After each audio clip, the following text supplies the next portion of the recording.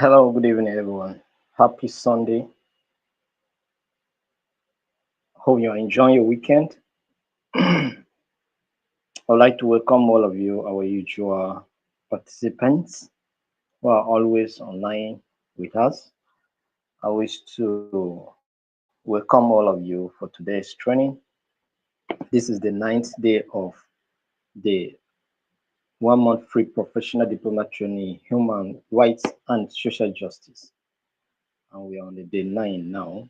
And I want to appreciate all of you for your dedication, your commitment to be part of this training.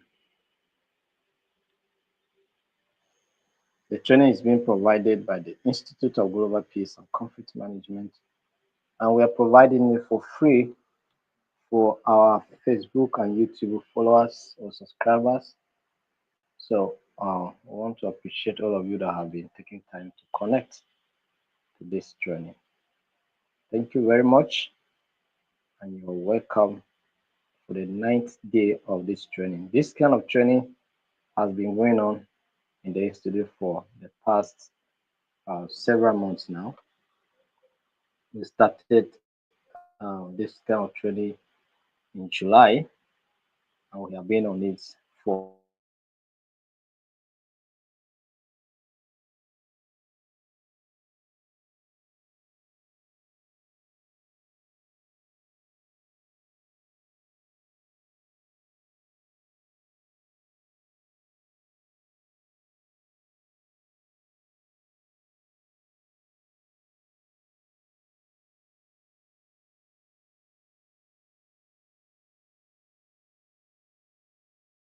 And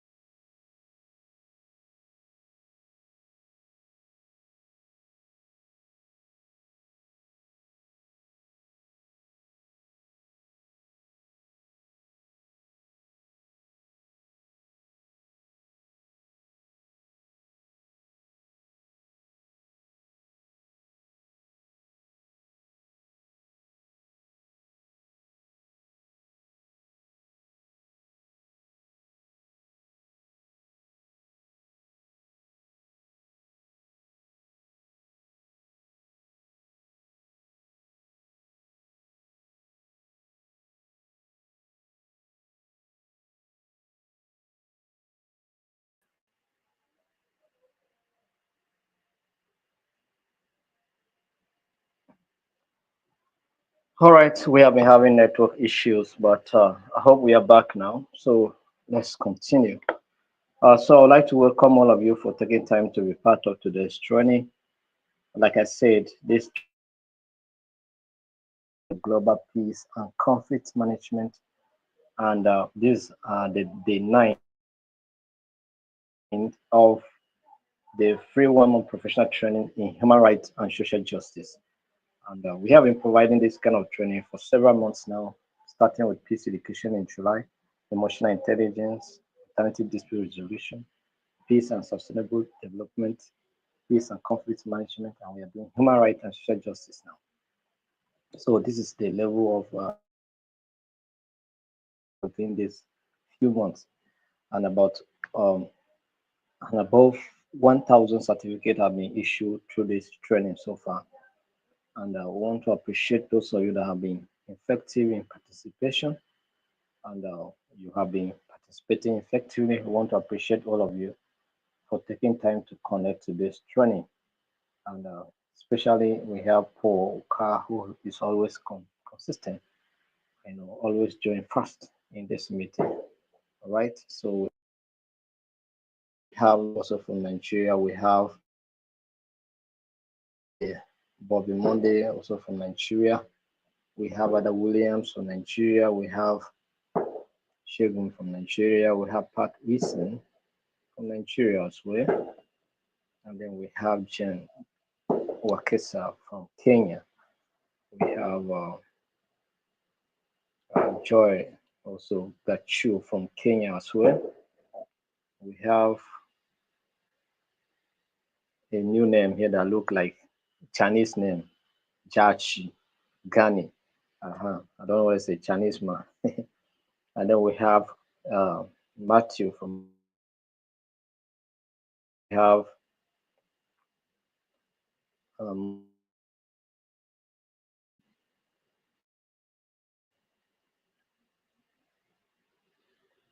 we have Inyora from Nigeria as well. We have Jonas from Nigeria, Bayelsa, and several others are connecting through this training. And I want to appreciate all of you. Everyone from Sokoto. I was in Sokoto some years ago. Very nice place. So we have Lawrence from Zambia. So we want to appreciate all of you for taking time to connect to this training. And we hope that you will share the link with someone, invite them to be part of the training. Let them know that the training is going on here and they can benefit from this training for free. They're not going to pay anything to be part of the training. So it's a free training. So encourage them to be part of it. Encourage them to be part of it.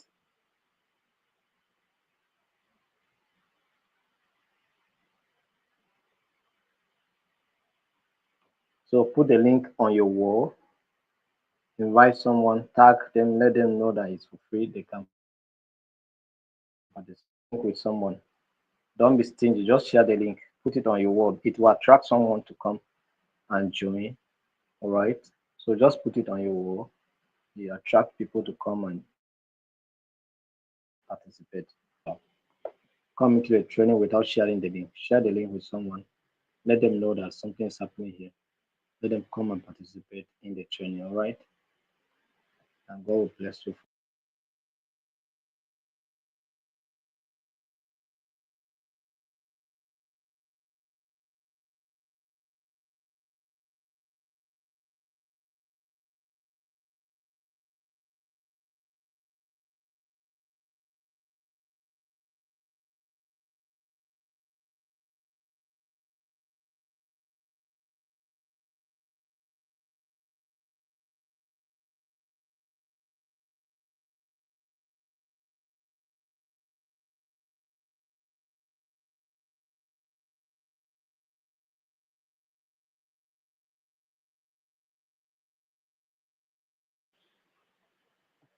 Today we're going to look at um,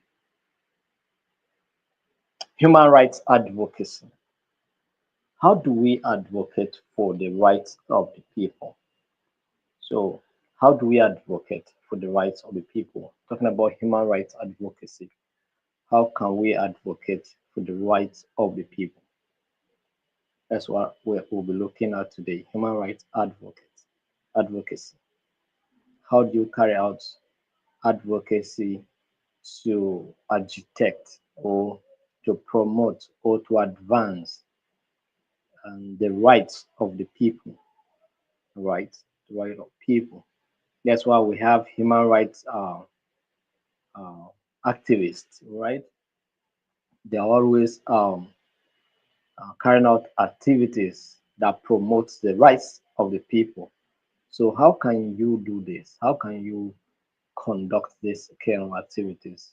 What is expected of you, and how do you go about doing it? Do we have kind of some case studies that we can look into and see how successful with those case studies in advancing the cause of humanity? So these are the things that we'll be looking at today in this training. So, like I say, do way to share the link with someone, invite them to be part of today's training. So, we are going to look at under this unit, we'll be looking at grassroots activism and community-based approaches. So, we'll be optimizing those grassroots, you know, activisms and then community-based approaches that you can, use to advance the rights of the people in your community, in your environment. Are you get a point now? It may not necessarily be at the national level. It may not necessarily be at the global level. It can be at your community where you are. Start from there. Are the rights of the people being denied? Are there facilities, amenities that the people are supposed to enjoy that they are not enjoying? How can you advocate for them so that they can enjoy these resources, so that they can enjoy those privileges that are due for them? So you have to advocate for them, right? You have to advocate for them.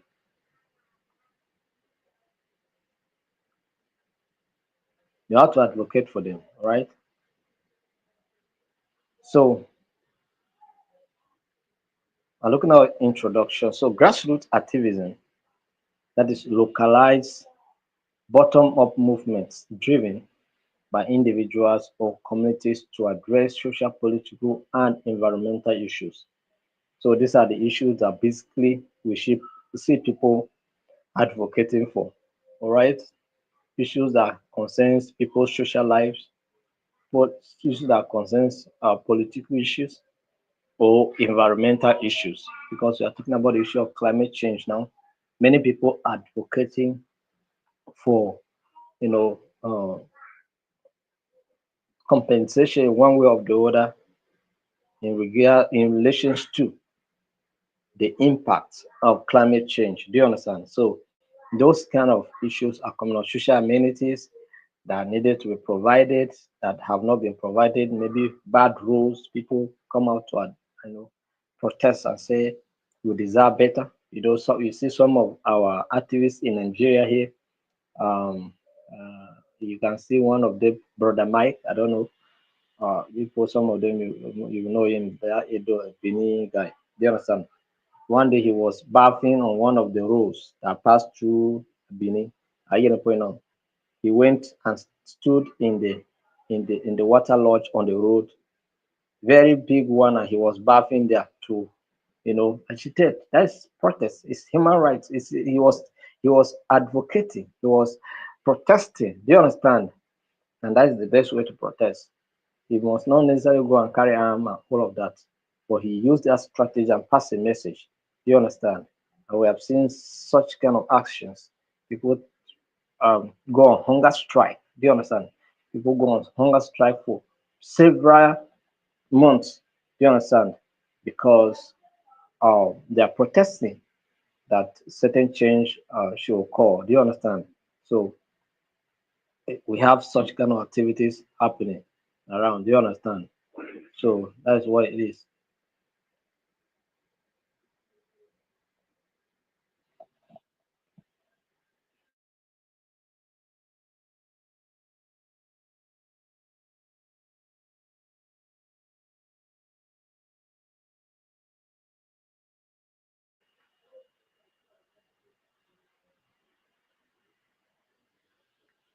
So community-based approaches, strategies where communities actively participate in identifying problems and implementing solutions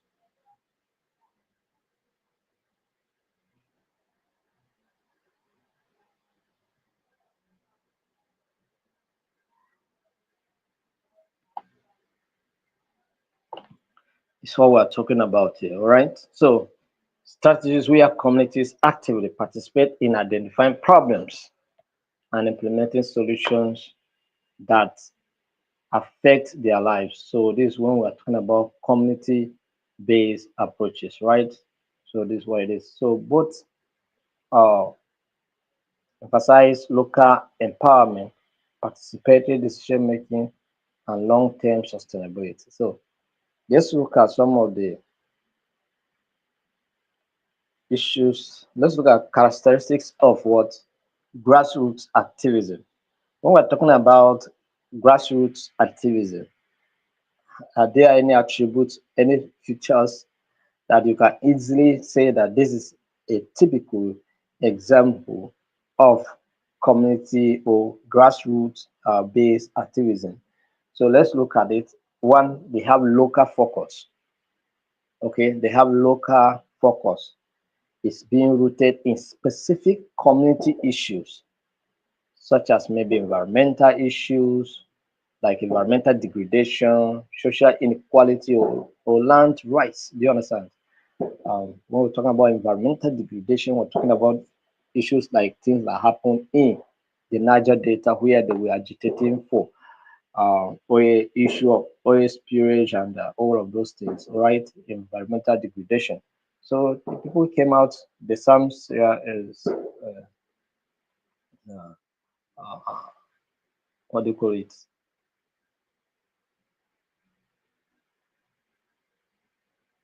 Several people, several individuals in the Niger Delta, some were even killed as a result of protests who were agitating for the rights of their people.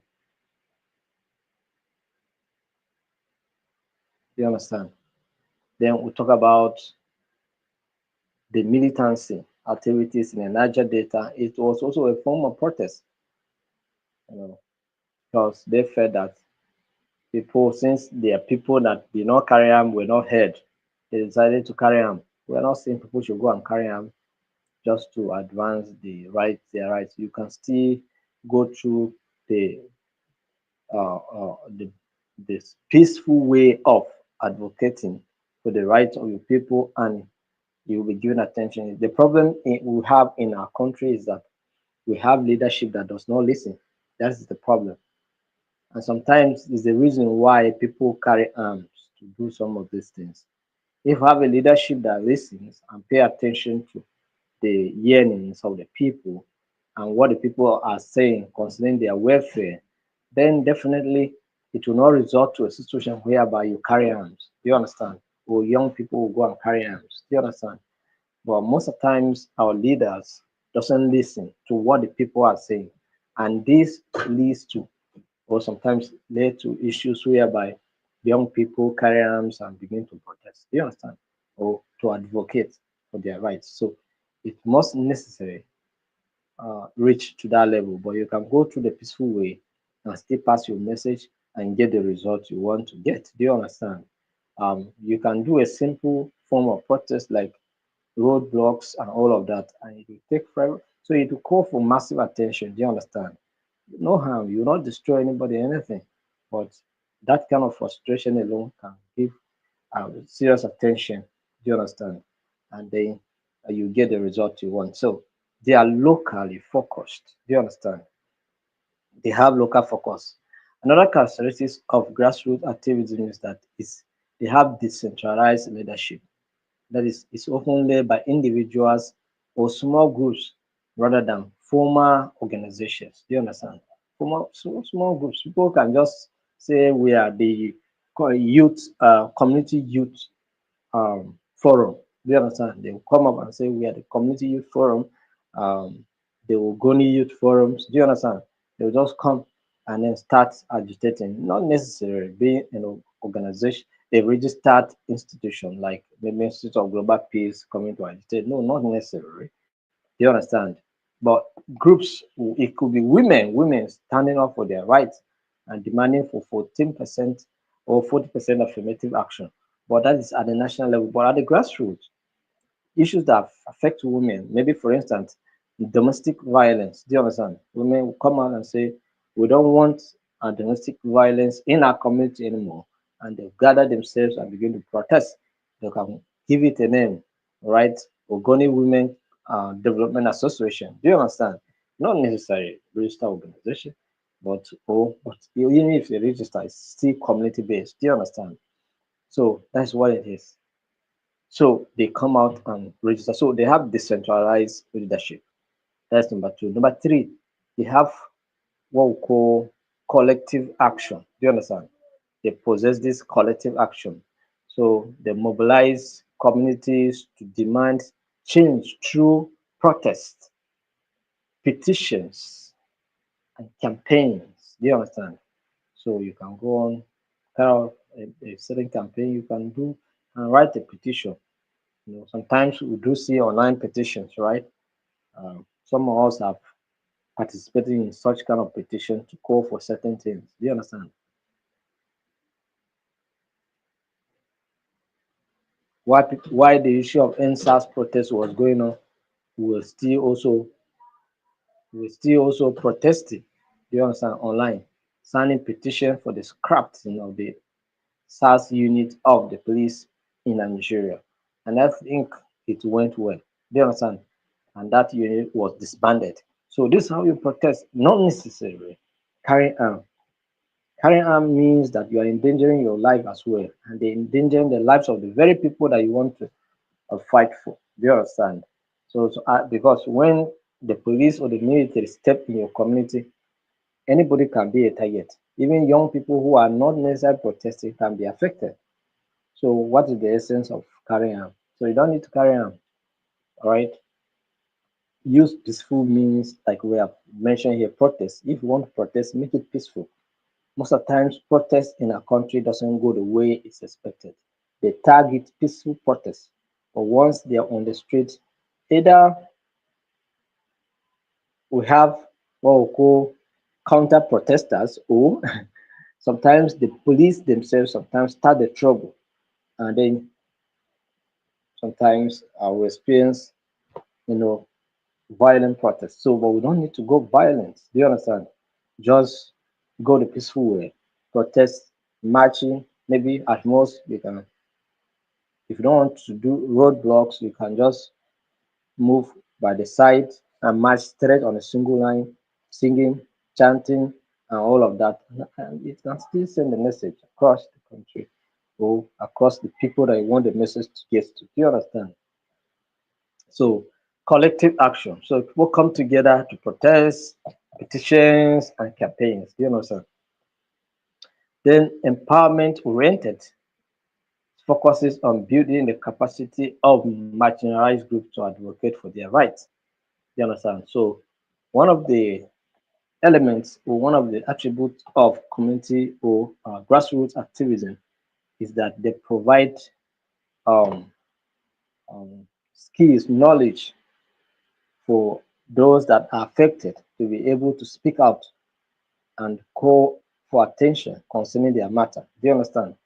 So you can empower people, train them, let them know what they can do when their rights are being threatened. Do you understand? So you can go to a community, for instance, now you go and tell them so issue. Do you understand? So you have to get your this thing, get your this thing. This is what you need to do this and do that. Do you understand? It's empowerment. So once they have the information and they need and the skills, they need to go agitating for what concerns them. Then I can tell you that they will get result for their issues. Do you understand? So adaptability.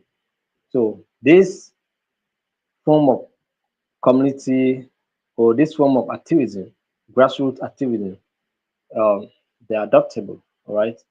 They're flexible and they're responsive to local context and emerging challenges because as usual are emerging, they are trying to address them. Okay, so they are flexible. So it's not just a kind of a very structured approach that must be attended to, but they attend to issue as they arrive. You understand? So, and they use different approaches.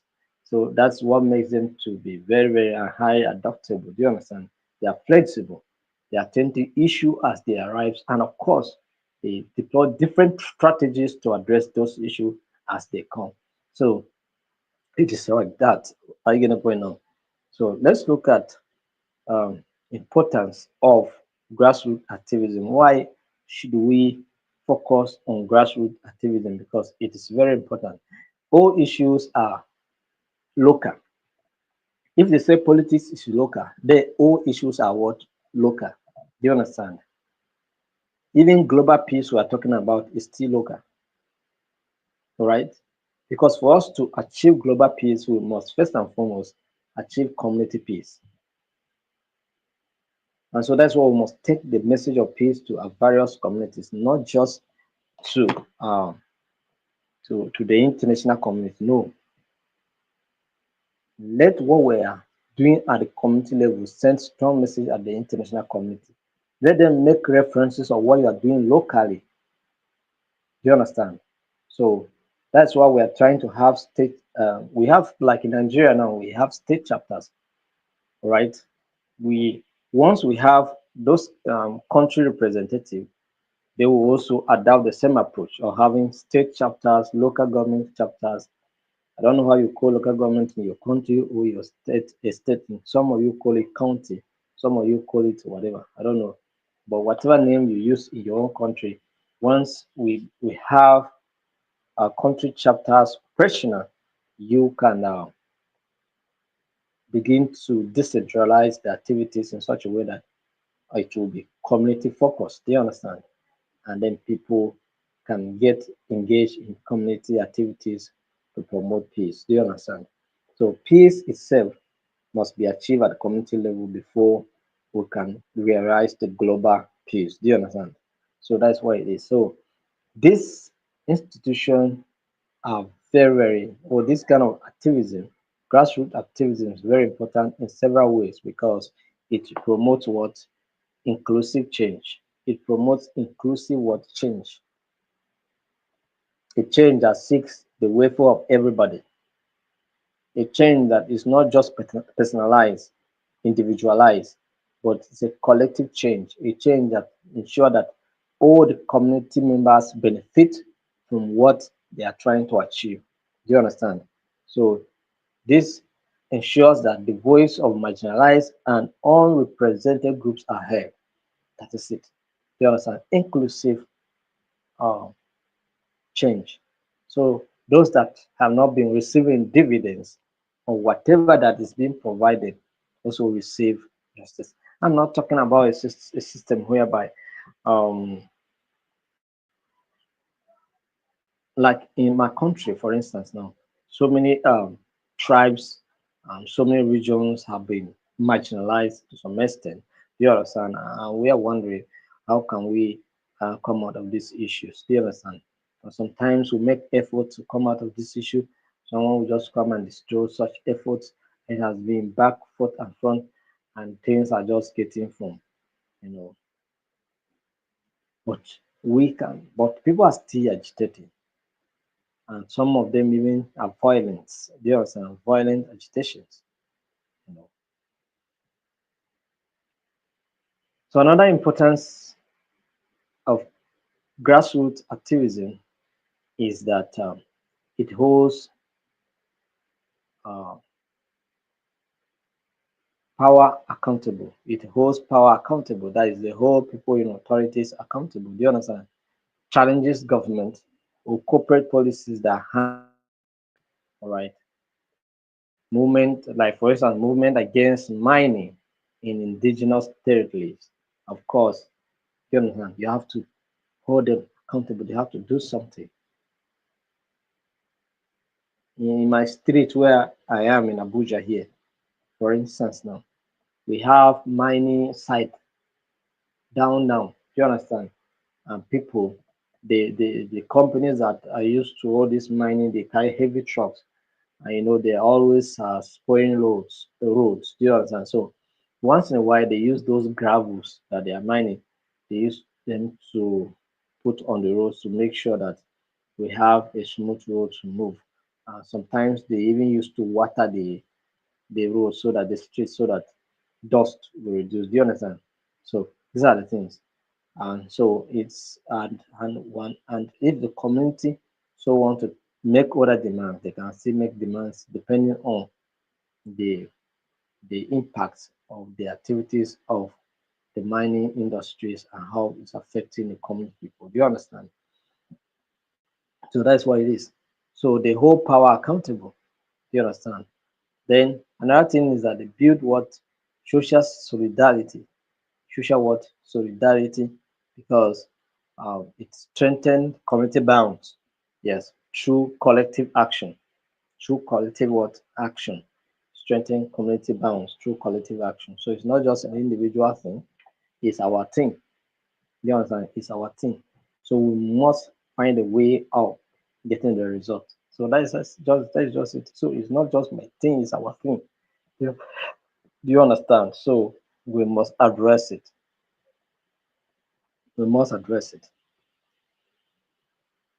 So drive systemic change. So often catalyzes larger policies, reforms, or global movements. Do you understand? There are some movements that sometimes they are global. They may start locally, but before you know it, it becomes a global issue. When the issue of return our gays, the Chibo gays kidnapping issue came, return our gay, before you know it became a global movement that even Michelle Obama at that time also joined forces to protest for such kind of demands. You understand? But even though those ones we know that there were some political interests involved, but at the same time, it is possible that this kind of movement can become, you know, a regional movement. It can become international movement. Do you understand? Yes. The issue of Black Lives Matters in America making global impacts. Do you understand? So these are the issues.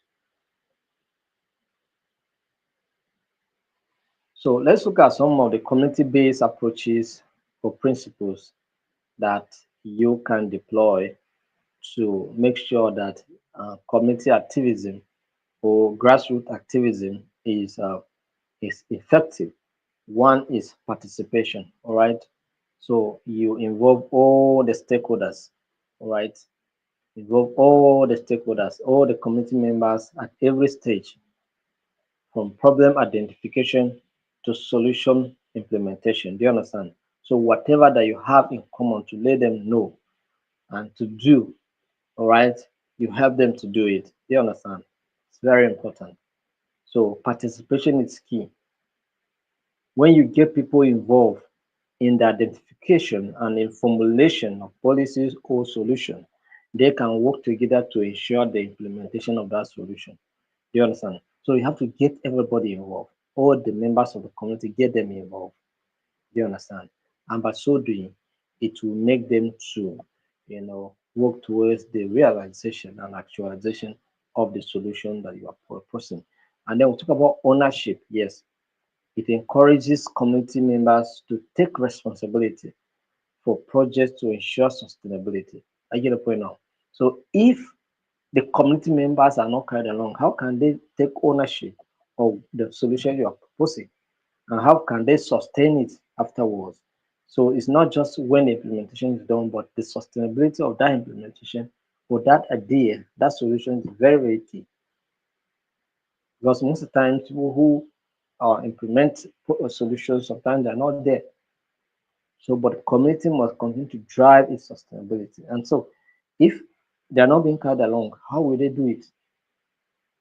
They will look at it as their thing and not our thing. Do you understand?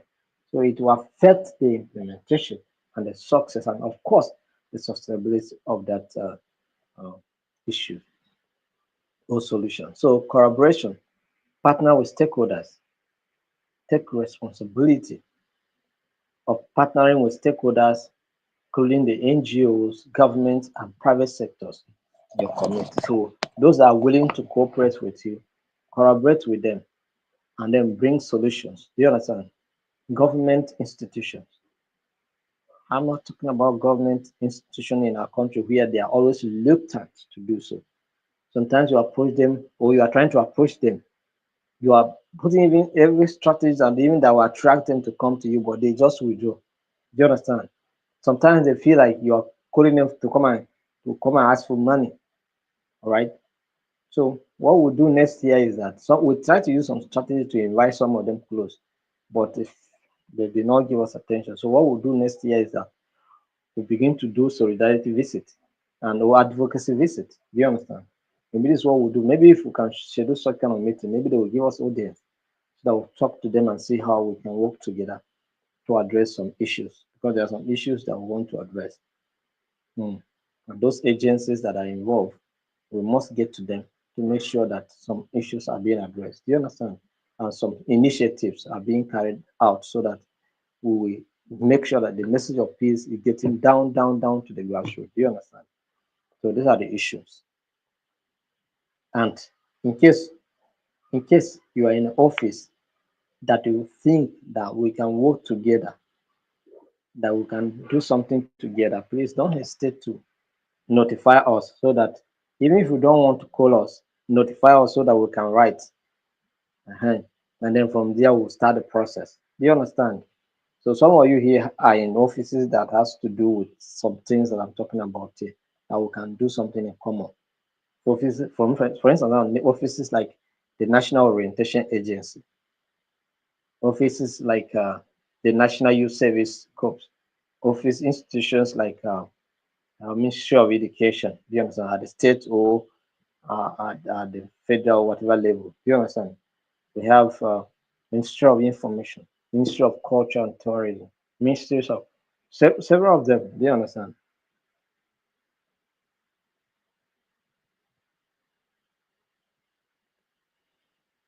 Some of them can be corporate training. Yes, all of these organizations can come and corporate trainings. Some of you are organizations, your union association. If you belong to any of the unions, can come and train you on conflict mediation and several activities. So many things. So let us know. You can notify us. You can also invite us, or you let us know. We can write a proposal and then we'll begin to collaborate and do something together. Do you understand? So, and there will be mutual benefits, of course. So, context sensitivity. So, tailor solutions to social, cultural, and environmental context of the community because these solutions you are proposing are not going to be outside the context. They are going to be within the community on the issues that affect the community and not issues that are outside. They are issues that are within the community and you're trying to address it. So they are contextualized. Do you understand? These are solutions that are contextualized and they provide target specific solutions to the community. So this is what it is. So these are the some of the principles and approaches that you're going to put in place to make sure that whatever our community activities or activism you're going to put in place, you're going to carry out. So let's look at methods used in grassroots activism and community-based approaches. One is advocacy campaigns. Methods advocacy campaigns raise awareness and influence public opinions through media, petitions, and rallies. You can organize rallies, you can organize media briefing, press conferences, you understand, petitions to raise advocacy campaigns. Do you understand? So these are the issues.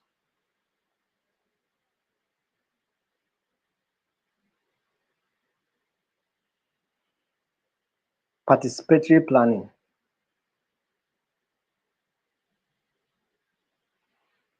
Participatory planning involves communities in planning infrastructure, resource management, or social programs.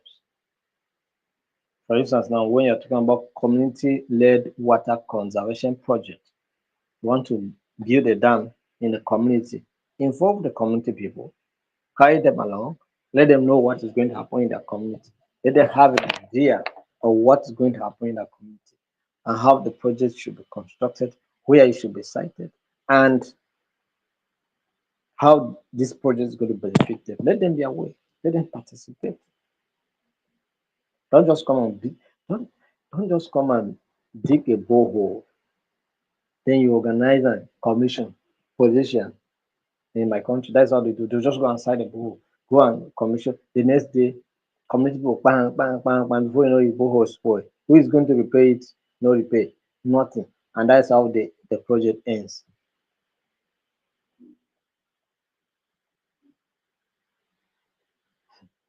You understand?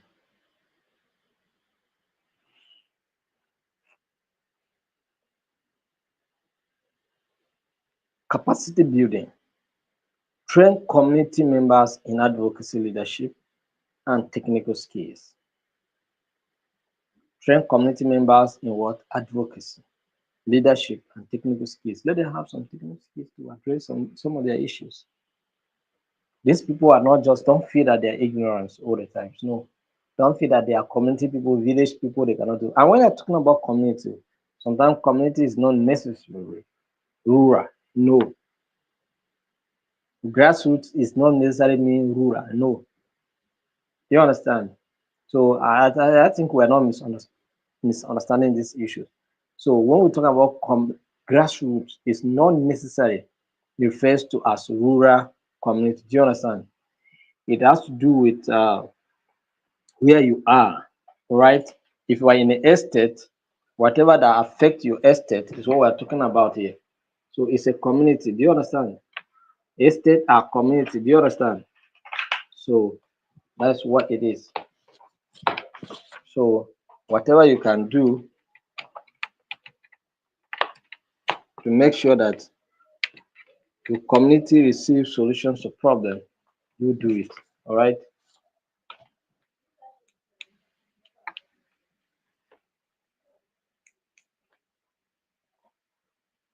So you do it.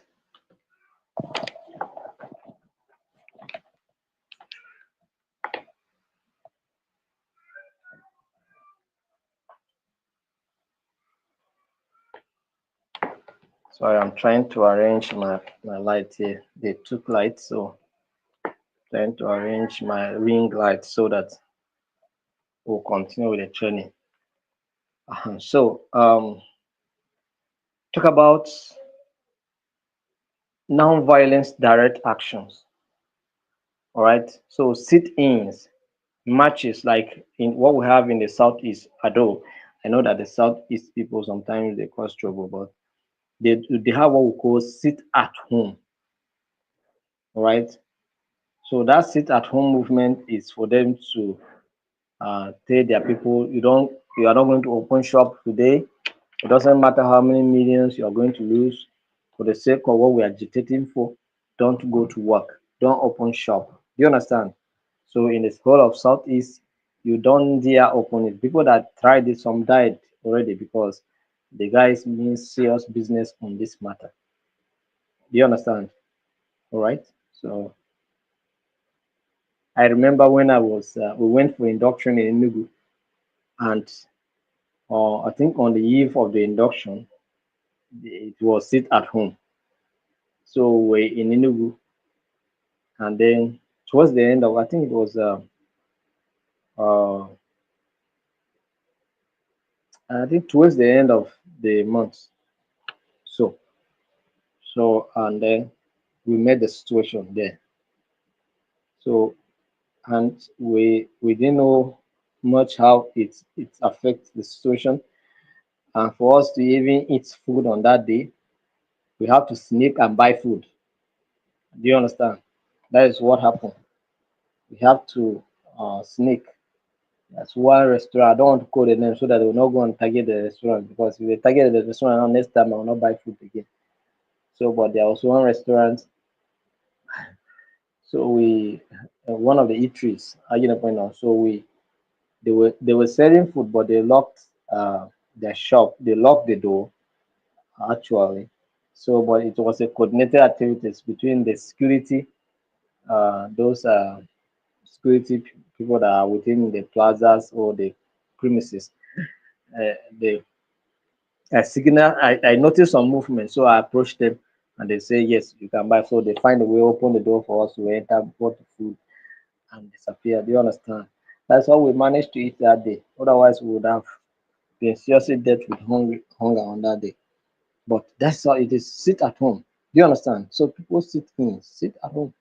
Matches, you can march on the street and make noise, right? A symbolic protest to draw attention to issues. Do you understand? So these are the issues. What I'm saying here is that in my country, for instance, I don't know much in your country, but in my own country, we have a very stubborn leadership. Stubborn leadership in the sense that our leaders doesn't listen to people's agitations. And so even when sometimes they listen, they don't take the right approaches to address the issue. If people are crying for marginalization, what are you supposed to do? Are you not to create opportunities for inclusivity, to include them into governance? So this is all what these people are talking about. If it's about rotational presidency, why can't we give them opportunity to also be part of the presidency? You understand? They are contributing to the development of this country, the economy of this country. It's one of the regions that does massive manufacturing. Do you understand? When it comes to manufacturing, the Southeast is one of the one of the regions that massively, you know, carry out manufacturing activities. And you want to get this kind of region, you don't want to give them opportunity in the areas of governance. No, it's not fair. And I understand why they're protesting. So it doesn't, and that's why I say we need to go for true national reconciliation. Do you understand? True national reconciliation can give way to some of this, can give way to some of these things, grudges that we're keeping as a nation, because we have national grudges that we're keeping. Do you understand? It's not correct. One region against another. No, it's not correct. One tribe against another. No, it's not correct. We cannot progress like that. We have to learn from the experience of South Africa. We have to learn from the experience of the people in Rwanda. I think I saw one judgment that was passed in France of recent. A France Cameroonian who based in France wrote a book considering the genocide that happened in Rwanda some times ago, and he was trying to downgrade or downplay what happened. Do you understand? And then try to say that what was happened was just overemphasized and all those stuff. And in the book, he made several um, degrading statements and all of those stuff. So I think one of the NGOs or a foundation, also a human rights something institution, they took the guy to court,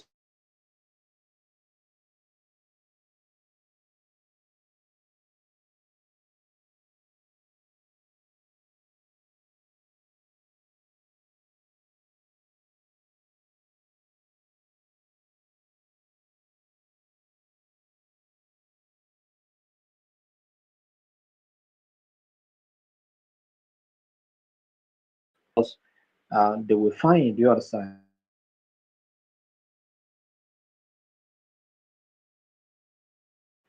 right? So this kind of activities can happen. Do you understand? People can be uh, dealt with. So these are the issue, right?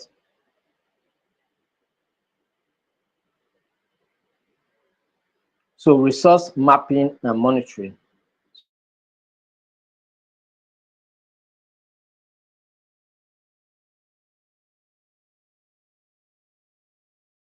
So you can see so pollution or land use. So let's look at some of the examples of grassroots movement and community-based approaches that works. Environmental protection, Chipko movement in India. Chipko movement in India. Um, uh, Prashant, Prashant, do you know about this movement? Chipko movement. CHIPKO movement in India. Villagers, especially women, hug trees to prevent deforestation. Women hug what trees to prevent what deforestation. So you can see as simple as that. You go and hug a tree and you say, you don't dare, don't near this tree, don't near this forest. Do you understand? So Standing Rock protests in US, indigenous activists resisted the Dakota Access Pipeline. Do you understand? So all of those things. Social justice. Black Lives Matters in America, grassroots movement addressing racial inequality and police violence in America. Do you understand? So it's very important. So this is what we're talking about here.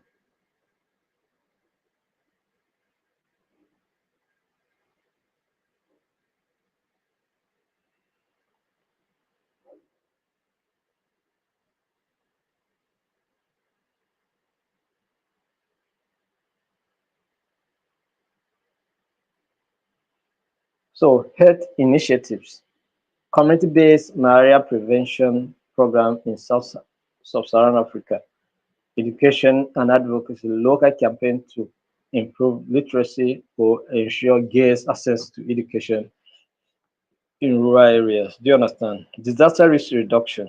Coastal communities in Bangladesh developing cycling shelters and early warning systems. All of these are some of the things that we're talking about here.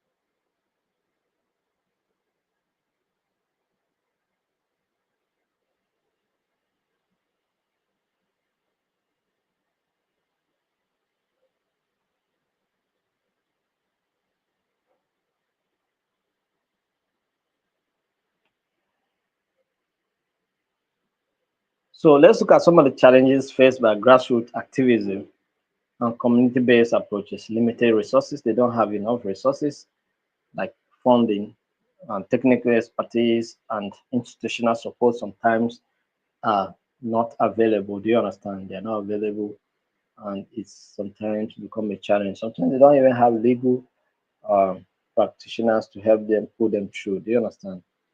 So it's a challenge. And then resistance from authorities. Sometimes government mobilize security forces to go and attack them, use force on the community people, and sometimes it results into violence. Do you understand?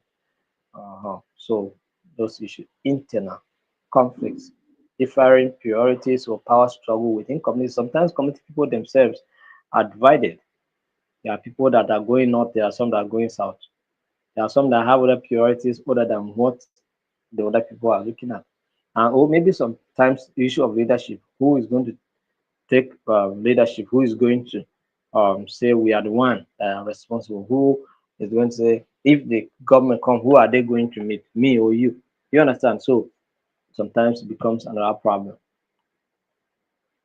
Sustainability issues. Maintaining momentum and community involvement over time can be challenging because sometimes people will come out today, tomorrow, next you begin to see the number reduce, and then the momentum dies, and before you know it, over time nobody talk about it again. I get a point now. So these are the issues. And that is one of the tactics and strategies that our government in Nigeria sometimes use. You continue to do, they will not give you attention. You continue to do, they will not give you attention. So over time, you get tired and forget about it. You understand? So it is a challenge. So if you must embark upon, you must be committed to make sure that you bring it to pass no matter what happens. So the role of external support. So NGOs and civil society provide funding, technical expertise, and advocacy support. This is where sometimes we come in. Like as an institute, we can come. If we don't have money to give you, we can still train you. You understand? Can empower you with skills and knowledge and how to do it. Right? And where we have money to support, we support. They understand. Where we have money to give humanitarian aid, we give. So media amplifies grassroots voices and garner wider attention. So the media can also carry out investigative journalism over the matter and report it, and then it amplifies. They are here for. Do you understand? We talk about other technologies like social media platforms can facilitate mobilization and global solidarity. Of course, this where the likes of social, very black, dark man also comes in. Do you understand? So they come in, they protest, they use social media channels to agitate and then sometimes they get results, sometimes they land themselves into trouble, but still get the result at the end of the day, finally. And so, oh, it's a result. Do you understand? So tools like Jeeps, like GIS, also help communities monitor and manage resources. All right.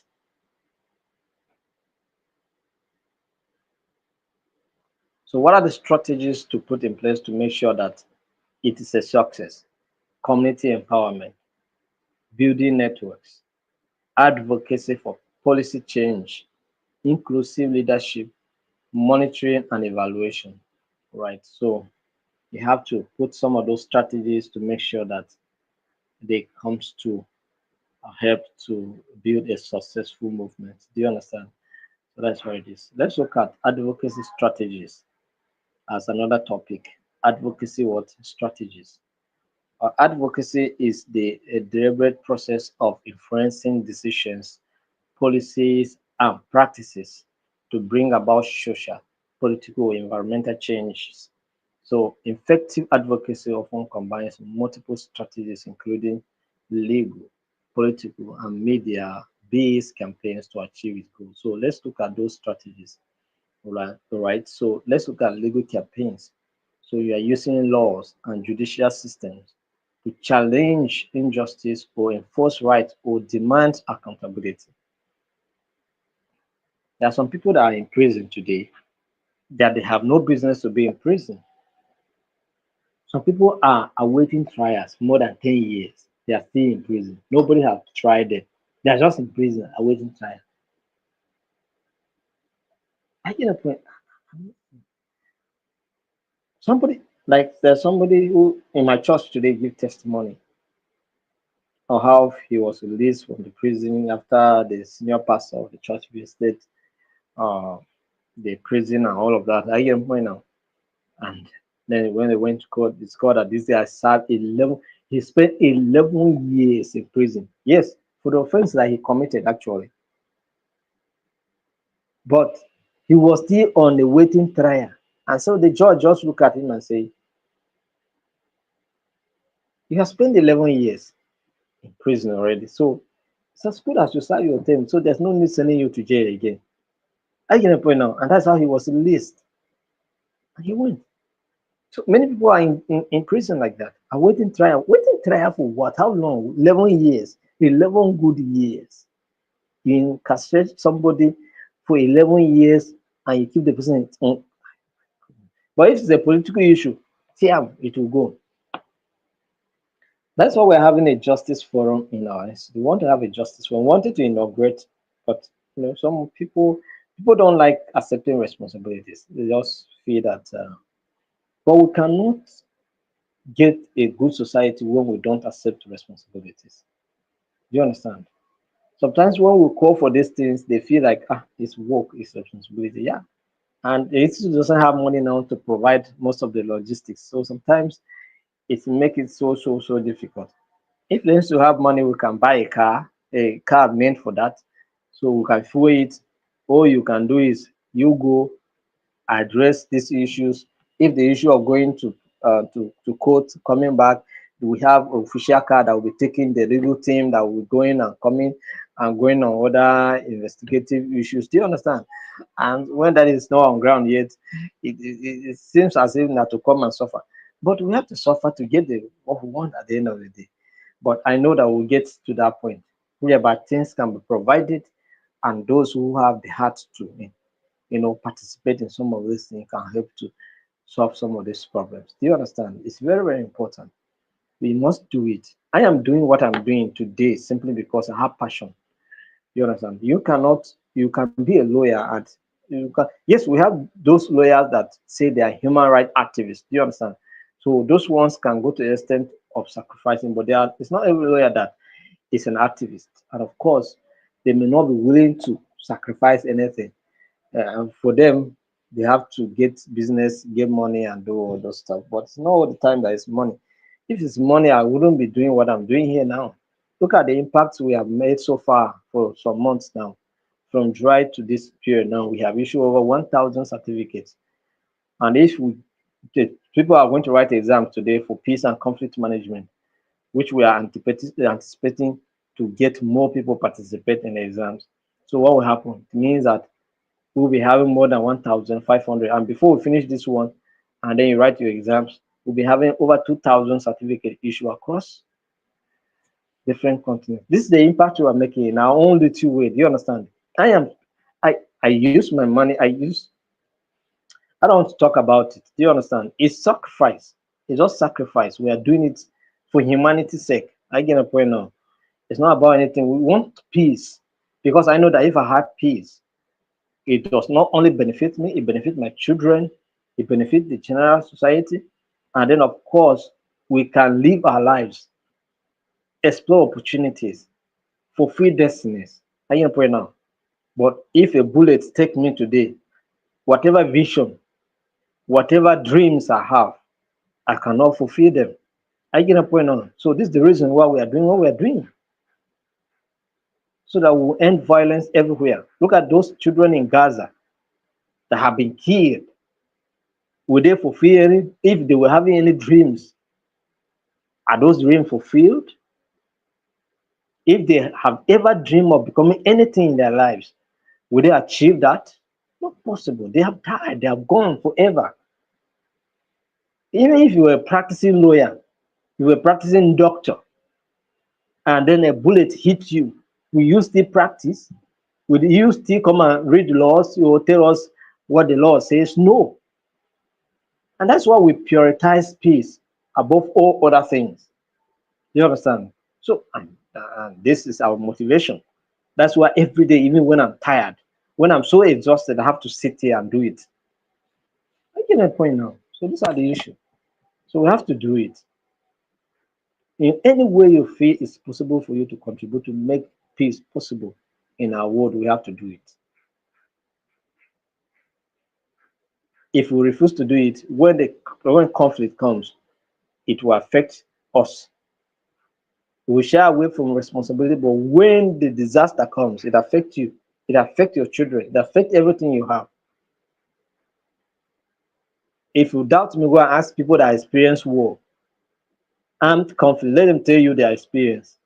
Look at people in Syria. See how they are celebrating. Why? Because they knew what they experienced 11 years in conflict. It has not been easy. Ask Somalia. How is Somalia faring? For those of you that are from Somalia in this class, how is Somalia faring? One of the countries that have been so much devastated in armed conflicts.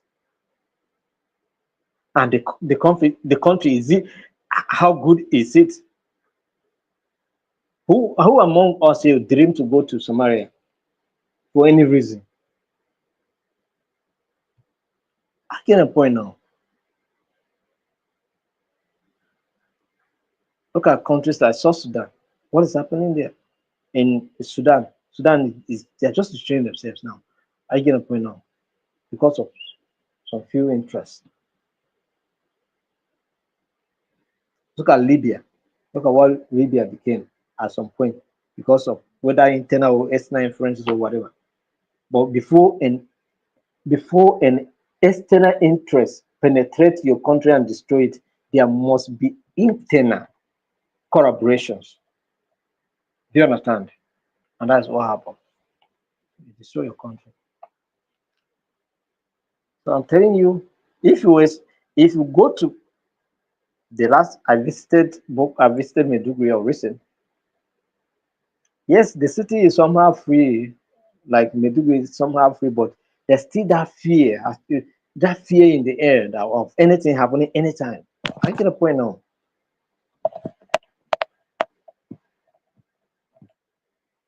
So please, if we can do whatever we can do it. Sacrifice. It's about sacrifice. Life generally is about sacrifice. I know some of you here have good intentions, even towards the institute. I know. Do you understand? We want to support the institute in one way or the other, as much as God can help you to do it. There are some of you that are reaching out to me saying, "Oh, give me your account number, give me the institute account number. I will do something. I'll do something. I'll do something." Yeah. We know that you have good intentions towards the institution to support what we are doing, and we are grateful that such kind of thing is coming up. So by the time we have so many number of people doing that, then we will do many things. We reach out to many people. Many lives will be impacted. You get the point now. So that's why it is. It's not for myself. If it's for myself, I would have monetized this training and get food for my family and settle the matter. Matter ends. You understand? It's not just about me.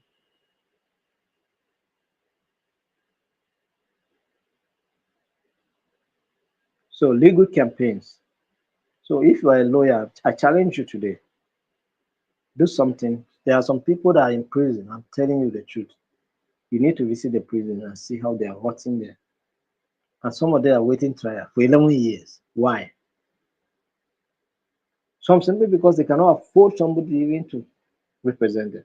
They cannot afford to get a lawyer to represent them. And you are here. Prem Mozu saying you are lawyers, you are this, you are SAN, senior advocate of Nigeria or whatever. So what have you achieved with that? How many people have you freed on your account? I'm not challenging that, but I'm saying that if you use that title only to get money and benefit you and your family and establish business for yourself alone, you have not achieved anything. Use that help to free people that are incarcerated, whether for a crime they have committed or they have not committed, but mercy should speak for them. Do you understand? That's all I have to say. Legal campaigns. So in the institute we have the Justice Forum. So if you are a member of the institute, you can join the Justice Forum and let's see how we can intervene in some of this situation. That's it. And for those of you that will come to join the membership of the institute later on, know that that forum is there if you are a legal practitioner or you are a what do you call it? You specialize in arbitration, you can also participate, or mediation, you can still participate during that platform. You understand? So political campaigns. So engaging with policymakers, government institutions, and political structures to influence public policy and decision making. Right? So you can do that. You can write to the National Assembly, you can write to your state houses or assemblies, let them do something for things that you want them to change in your community. All right. We have state charters. State charters can use the institute. You can use the institute letterhead and write them. So far as it's a matter that you feel, although when you before you send that, we have to look into it so that we take a thorough observation before you send it, so that we'll not be implicated on something that is not. And then even the country representative, when the time comes, you can still do that. I get a point on in your own country, let there something positive must be achieved. Achieve them. Media-based campaigns. So media institution can also, you know, leverage traditional and digital media to shape public opinions, raise awareness, and mobilize support. You understand? Some of these media institutions have to come up. We're supposed to even be publicizing what we are doing here now. So that many people will know what we are doing and how we are doing it. And that's why sometimes we ask you to share these things. Those of you that are participating on this training, we ask you to share the link to people, put it on your wall. Let people know that something is going on. It will benefit them. You may never can tell how this program will go a long way to change somebody's life completely. You understand? So let's do it. So media-based campaign. So let's use and we are reaching out to you. Some of you, I call names from India, Zambia, Zimbabwe, Lesotho, Gambia, Kenya, Cameroon. If it were a physical class, will you be here? This is why we're using the media to impact our world, social media. The apps that we use to do this training,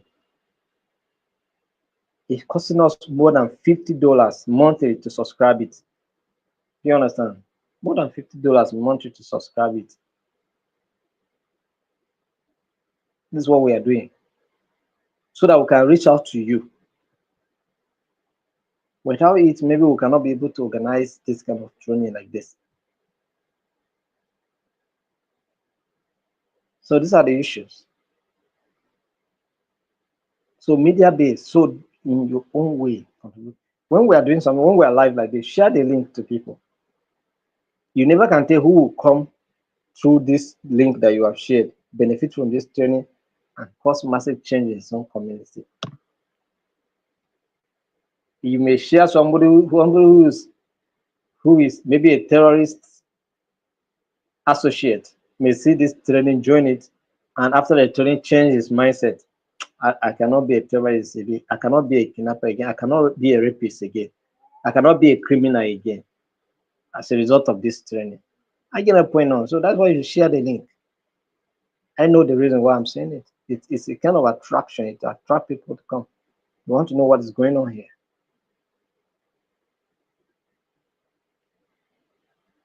So what are those legal advocacy strategies that you can use?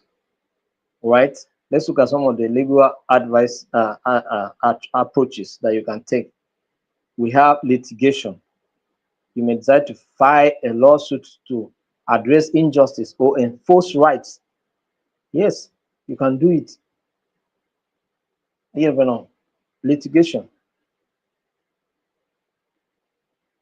You can also advocate for legal reforms, campaigns to change or create laws that uphold justice and equity. You understand? Strategic legal actions like filing public interest litigation to set legal precedents, all right? Or legal aid and counseling. You can also provide those kind of things, all right? So it's very, very important.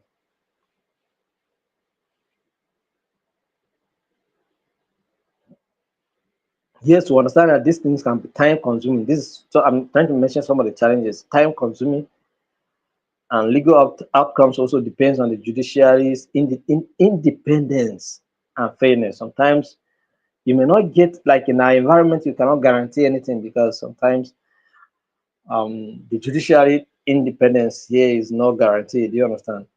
So sometimes there are interferences here and there. But it's better to do something than not to do at all.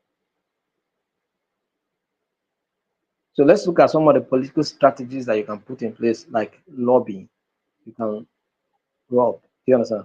Lobby for something, lobby, right? Direct engagement with policymakers to influence legislation or policy decisions. All right. Policy advocacy. Just as some of our politicians, they are so very, very scarce. Sometimes to get access to them, very, very difficult. You visit office, you wait and wait and wait. At the end of the day, you will not see them. You write to their offices, no response. Abeg. So sometimes it gets so tiring. I get a point now. It gets so tiring. It gets so tiring. You write to political offices, they are not responding. You go there to visit them, you not see anybody. Even to abeg. So policy advocacy, researching, drafting, and presenting policy recommendations to government. All right. Grassroots mobilization, organize community-driven campaigns to pressure politicians. All right. Public demonstrations, where it works effectively here.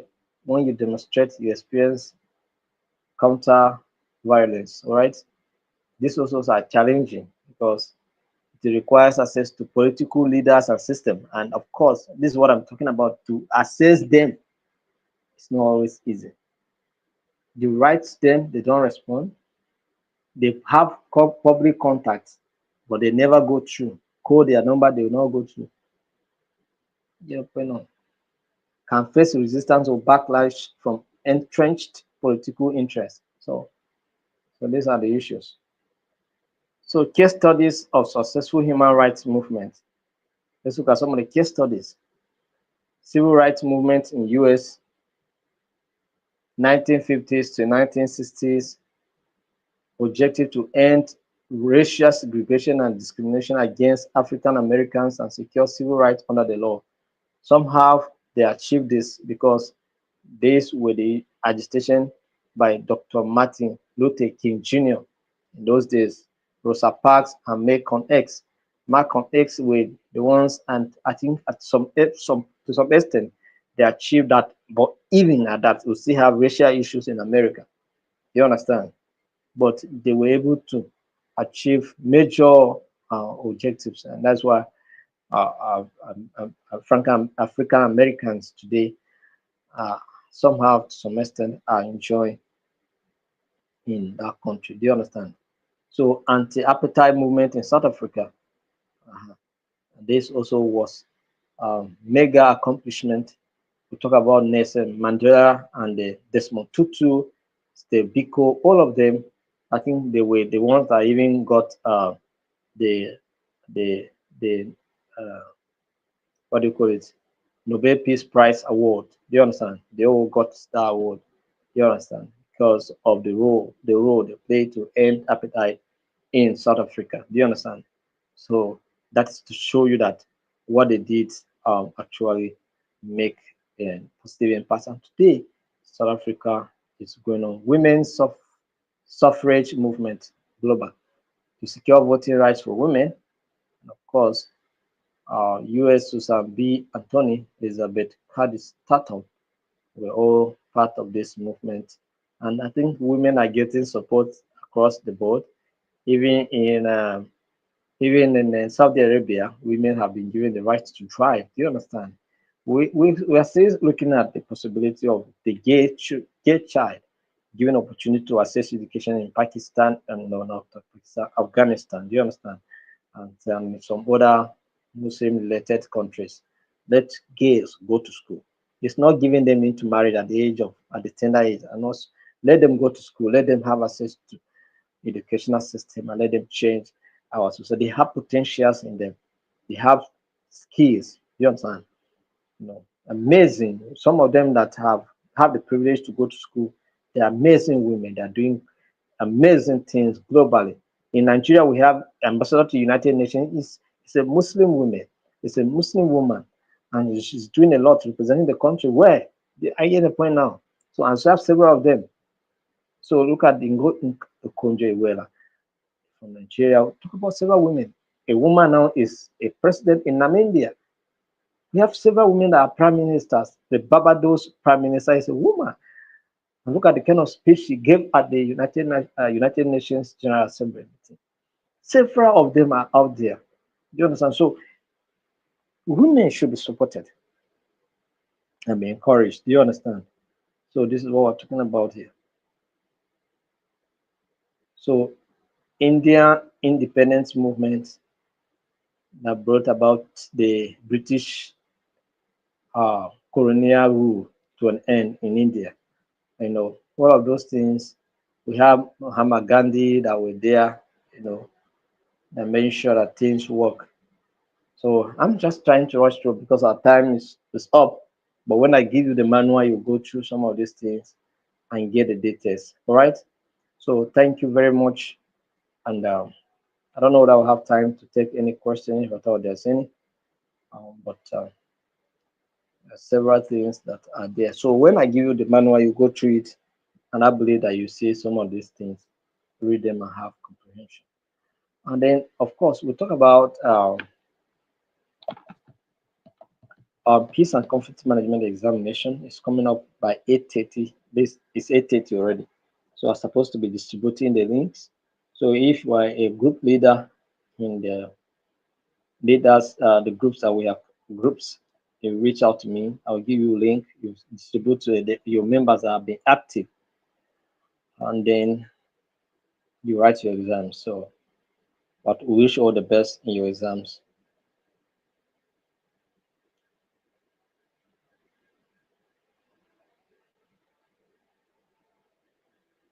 Yes, of course, the church. Okay, somebody is talking about something here. How important is prayer or spiritual ritual and peace building? The truth of the matter is that the church or The spiritual, let me put the way, not just the church alone, the Muslim, the Islamic, the church, they have their own role that they're playing to promote peace. Do you understand? Let me tell you that in a community like in Nigeria, for instance, now where poverty is everywhere, where unemployment is everywhere, where ignorance is everywhere, if not for church and all these religious activities, I am telling you, Nigeria would have catch fire by now. But those religious activities have kept people busy and have, you know, reduced the tendencies to involve in violence. Do you understand? So the spiritual also contributes a lot. Prayers helps a lot to make sure that people's minds are being, you know, worked upon. Do you understand? Otherwise, with this poverty and with this harsh economy, no, no, no, no, no. You cannot survive this kind. We cannot, if it's a way or other environment, we cannot survive it. Do you understand? People would have been protesting and causing trouble and so many things. Do you understand? So it's the prayer have its own impacts, right? And we cannot deny that impact. They are doing a lot job to make sure that we achieve what we have in our countries today. So thank you very much for bringing that matter. Shegun Akinde, I think it's helped a lot. Thank you very much. Any other? I don't think so. So I'll see you tomorrow by 7 p.m. I'm working on the manual. I will give it to you soon. So don't worry. All right.